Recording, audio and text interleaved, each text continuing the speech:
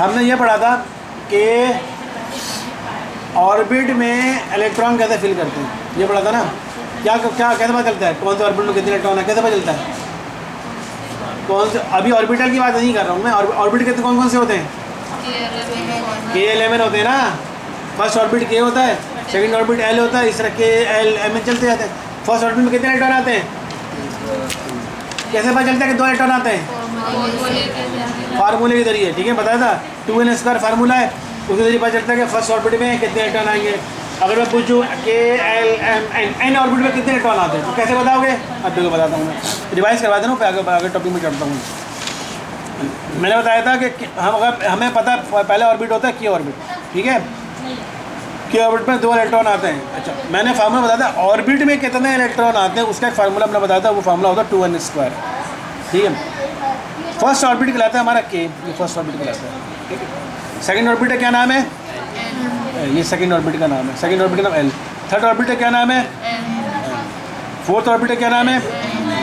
अब मैं बोलूँ N ऑर्बिट में कितने इलेक्ट्रॉन आएंगे तो मेरे को क्या पता, ये आपका फार्मूला है। कैसे बताओगे आप लिखोगे 2n² = 2 लिखोगे, n की जगह कौन सा ऑर्बिट की बात हो रही है? 4 की, 4 लिख दोगे। 4 n का स्क्वायर तो 4 का स्क्वायर, तो सॉल्व करो 2, 4 का स्क्वायर क्या होता है? 16, 4 4 16, 16 2 32। इसका मतलब n ऑर्बिट में 32 इलेक्ट्रॉन आएंगे। ये फार्मूला मैंने बताया था कल। 2n² से पता चलता है कि कौन से ऑर्बिट में कितने इलेक्ट्रॉन आते हैं, फर्स्ट ऑर्बिट में कितने इलेक्ट्रॉन आएंगे। अब इसी तरह कोई भी ऑर्बिट कोई आपको बोल दे K ऑर्बिट में कितने इलेक्ट्रॉन आएंगे, तो K ऑर्बिट में देखो 1 होते हैं, यहाँ 1 रखोगे पता चल जाएगा 2 इलेक्ट्रॉन आएंगे। L ऑर्बिट में कितने इलेक्ट्रॉन आते हैं? L का मतलब सेकंड ऑर्बिट L की जगह N की जगह 2 रख दो, इसको सॉल्व करो, जितने इलेक्ट्रॉन निकलेंगे उतने इलेक्ट्रन आएंगे, जितनी वैल्यू निकली उतने इलेक्ट्रॉन आएंगे।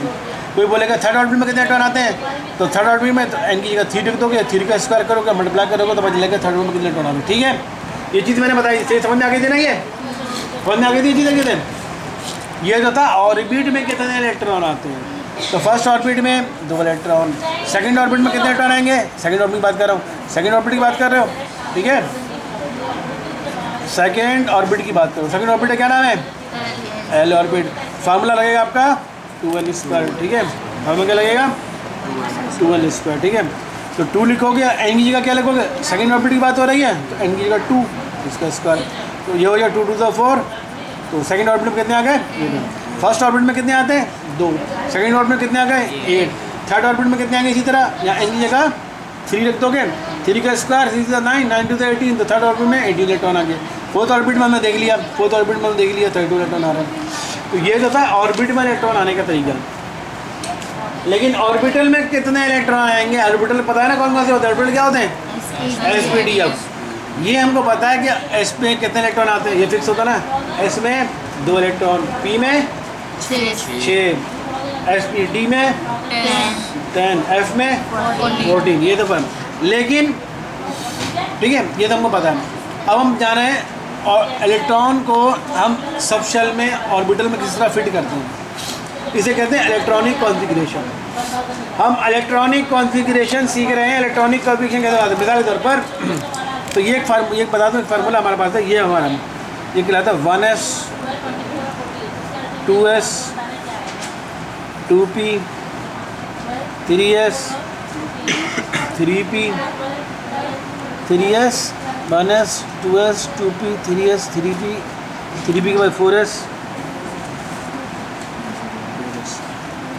3p के बाद 4s, फिर 3d 3d, फिर 4p 4p, फिर 5p 5s 3d 4p 3d 4p 5s, फिर हो गया 4d,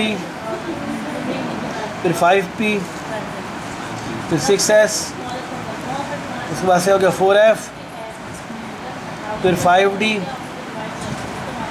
फिर 6p, फिर 7s। ये अब बुक में देखो ये है, इस तरह इलेक्ट्रॉन को भरते हैं। अब मैं बताओ कैसे भरते हैं। ये तो मैंने लिख दिया ना, आप इसको बुक में आपको दिया हुआ है, आप इसको देख जाते हो किस तरह भरते हैं। देखो यहाँ एरो, देखो एरो यूँ शुरू हो रहा है, यहाँ पर एरो का हेड है, यहाँ एरो की टेल है। एरो की हेड और टेल समझते हो ना? एरो की हेड क्या होती है, टेल क्या होती है?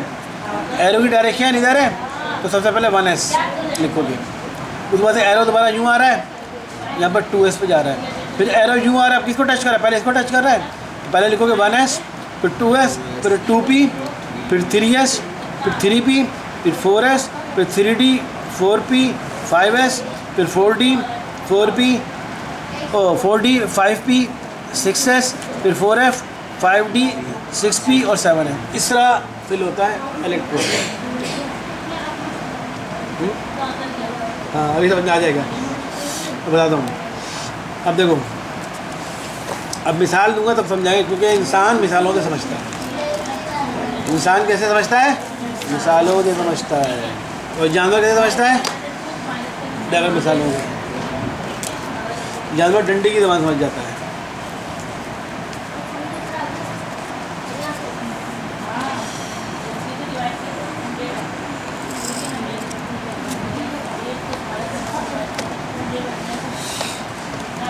अब देखो, ऑर्बिट में कितने इलेक्ट्रॉन आता है ये तो पता चल गया, 2n स्क्वायर का फार्मूला। तो समझा के ऑर्बिट में कितने इलेक्ट्रॉन आएंगे, पी ऑर्बिट में कितने इलेक्ट्रॉन आएंगे, और एल ऑर्बिट में कितने इलेक्ट्रॉन आएंगे वगैरह।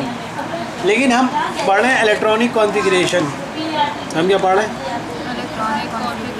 Electronic configuration. क्या पढ़ रहे हैं हम? इलेक्ट्रॉनिक कॉन्फ़िगरेशन पढ़ रहे हैं। सल्फर का एटॉमिक नंबर क्या होता है? सल्फर का सिंबल क्या होता है? एटॉमिक नंबर क्या होता है सल्फर का? इसीलिए याद करवाया था कि हर जगह जरूरत पड़ेगी, याद ही नहीं किया लोगों ने। सल्फर का एटॉमिक मास क्या होता है?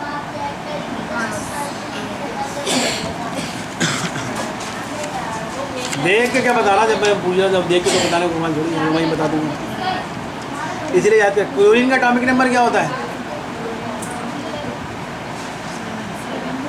एल्युमिनियम का एटॉमिक नंबर क्या होता है? पता ही नहीं, इतना सारा कुछ है जो इंपॉर्टेंट पढ़ वाले इंपॉर्टेंट याद कर लो, याद ही नहीं किसी ने किया। सल्फर का एटॉमिक नंबर अब देख के बताओ कितना होता है, देख के बताओ।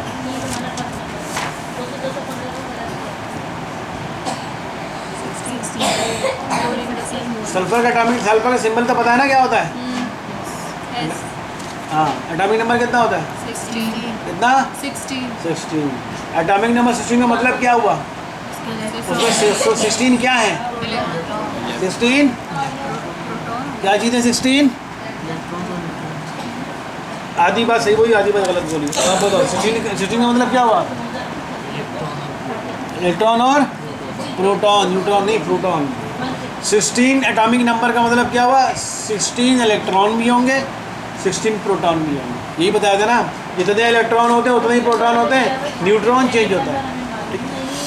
अब सल्फर की मैं इलेक्ट्रॉनिक कॉन्फ़िगरेशन लिखने जा रही हूँ। एक ही इलेक्ट्रॉनिक कॉन्फ़िगरेशन लिख रहा हूँ, ठीक है? बाकी फिर तुम समझना इसी तरह लिखते हैं। अब तो कैसे लिखते हैं इलेक्ट्रॉनिक कॉन्फ़िगरेशन? इलेक्ट्रॉनिक कॉन्फ़िगरेशन हम लिखने जा रहे हैं किसकी? सल्फर की।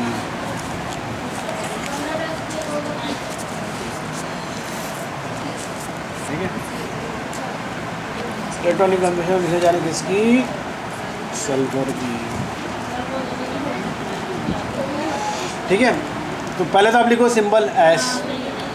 ठीक है, बाकी इलेक्ट्रॉनिक लिखो, में करने क्या जा रहा है इलेक्ट्रॉनिक कॉन्फ़िगरेशन। ये आएगी एग्जाम में, लाजमी आती है, अब आएगी आपके पेपरों में, लाजमी आएगी।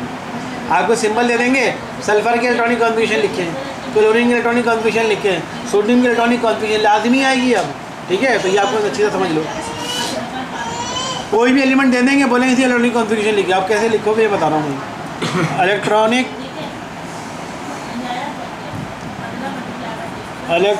कॉन्फ़िगरेशन,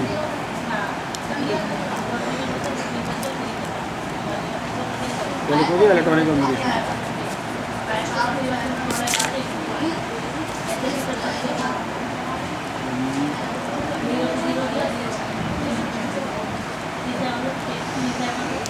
अच्छा जी, इलेक्ट्रॉनिक कॉन्फ़िगरेशन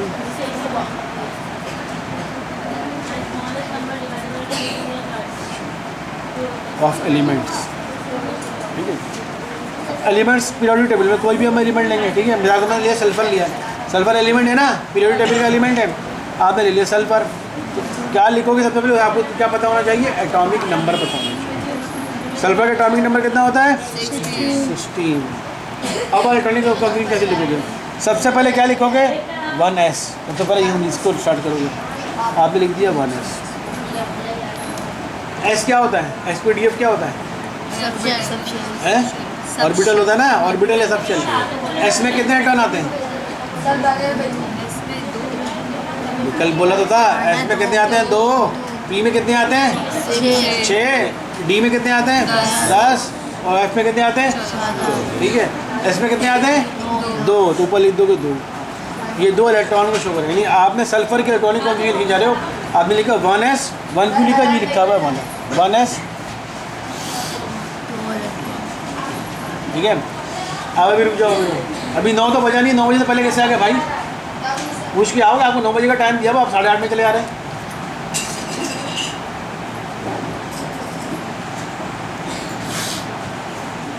सबसे पहले लिखोगे 1s, 1s2। 2 क्यों लिखोगे? क्योंकि एस में कितने आते हैं? एस ऑर्बिटल में 2। ये एस लिख रहा हूँ ना, एस ऑर्बिटल है सारे, एस में 2 इलेक्ट्रॉन आते हैं, तो 1s2 लिख दोगे। अब 1s के बाद एरो, यहाँ से एरो खत्म हो गया, अब दूसरा एरो यहाँ से शुरू होता है। किस पे पढ़ रहा है? पहले 2s पे पढ़ रहा है। अब लिखोगे 2s। एस में कितने इलेक्ट्रॉन आते हैं? 2 इलेक्ट्रॉन कितने हो गए? 4। ठीक है। अब 2s पे पढ़ गया, 1s भी हो गया, 2s भी हो गया। उसके बाद से तीसरा एरो कहाँ से आ रहा है? किस पे पहले पढ़ रहा है? 2p पे पढ़ रहा है, 2p लिखोगे, 2p, ठीक है। 2p लिखोगे। और p में कितने इलेक्ट्रॉन आते हैं? 4। कितने आते हैं? 6। 2p लिख लिया आपने, ठीक है। 6 इलेक्ट्रॉन आप डाल लिया। 2p आपने 1s लिख लिया, 2s लिख लिया, 2p लिख लिया। 2p के बाद एरो कहाँ जा रहा है? 3s पे जा रहा है, 3s लिखोगे। एस में कितने इलेक्ट्रॉन आते हैं? 2। ठीक है। कितने इलेक्ट्रॉन? 2, 2, 4, कितने हो गए? 4 हो गए। 4 और 6 10, 12।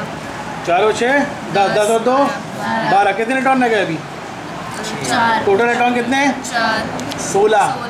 और कितने डाल दिए हमने? 12 डाल दिया। कितने बचे? 4। तो 3s पे खड़े ना हम। 3s कहाँ पड़ता है? यहाँ पड़ता। 3s के बाद कौन सा एरो कहाँ पर आ रहा है? 3p पर 3p लिखोगे। 3p में कितने इलेक्ट्रॉन आते हैं? 10। p में कितने आते हैं? 6 आते हैं।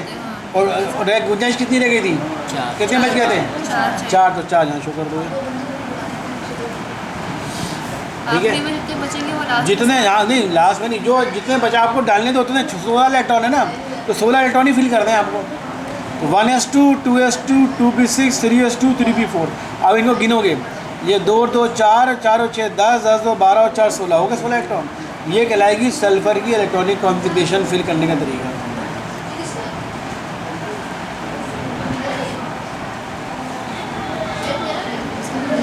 सल्फर की इलेक्ट्रॉनिक कॉन्फ़िगरेशन फिल करने का तरीका समझ आया? समझ में? हैं? 1 कुछ नहीं, आपको ये याद रखना है, आपको ये याद रखना है 1s, 2s, 1s, 2s, 2p, 3s, 3p, 4s, ये याद कर लेना है। 4 है क्या? 4s, 4 क्या है ये ऑर्बिट का नंबर है। Second orbit, third orbit, fourth orbit, first year में आएगा, अभी तो नहीं समझेंगे। ऑर्बिट का नंबर, ऑर्बिट का number, orbital number, quantum number है। अब पूछो क्वांटम नंबर क्या होता है? नंबर तो इसलिए कह रहा हूँ जो 9 के टॉपिक हैं उसी तो उस तक समझ लो। तो ये आपको याद करना, 1s, 1s के बाद आपको क्या आएगा? 2s याद रखना। 1s आता है, फिर 2s आता है, फिर 3p, फिर क्या आता है? 2p, फिर 3s, फिर 3s के बाद क्या आता है? 3p के बाद क्या आता है? 3p के बाद क्या आता है? 3p के बाद 4s, 4s के बाद 3d के बाद 4p के बाद 5s के बाद 4d के बाद 5p के बाद 6x के बाद 4f के बाद 5d के बाद 6p के बाद 7। ये इस तरह याद कर लेना।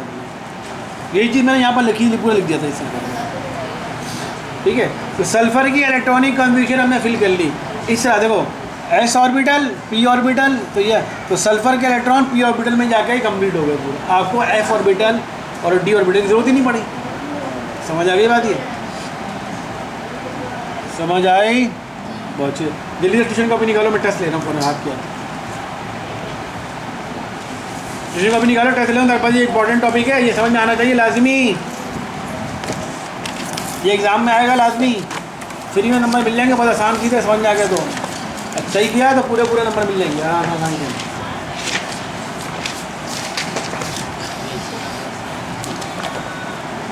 अब हर बंदा, हर स्टूडेंट अपनी अपनी बुक खोल ले और बुक में सिर्फ ये टेबल सामने रखे, ये चीज़ यहाँ पर कॉपी रखे, ये सामने रखे, इसके हिसाब से भरना है ना आपको। खोलो जल्दी अपनी ट्यूशन का भी, अपनी बुक सामने रख दो। ये समझ में आ गया ना, पहले कौन सा लेते हैं, पहले वन से लेते हैं, ये तो समझ में आ गया। ठीक है, अब मैं एक एलिमेंट दे रहा हूँ, उसकी इलेक्ट्रॉनिक कॉम्बिनेशन लिख के दिखाओ। मैं एलिमेंट कौन सा दे रहा हूँ, मैं एक एलिमेंट दे रहा हूँ, उसकी इलेक्ट्रॉनिक कॉम्बिनेशन लिख के दिखाओ। कहाँ पर है ये? एटॉमिक नंबर कितना है? Atomic number